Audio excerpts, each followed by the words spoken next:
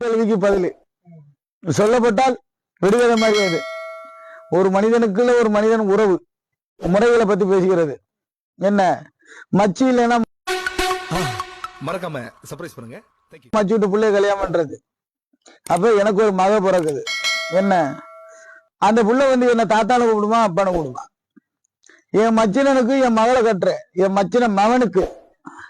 அப்படி கட்டும் போது அந்த மக என் மச்சின மகனுக்கு என்ன முறை வேணும்? இதை கரெக்டா சொல்லிடணும். அது கரெக்டா சொல்லிட்டா 1000 ரூபாய் பரிசு. கேளு பாப்போம்.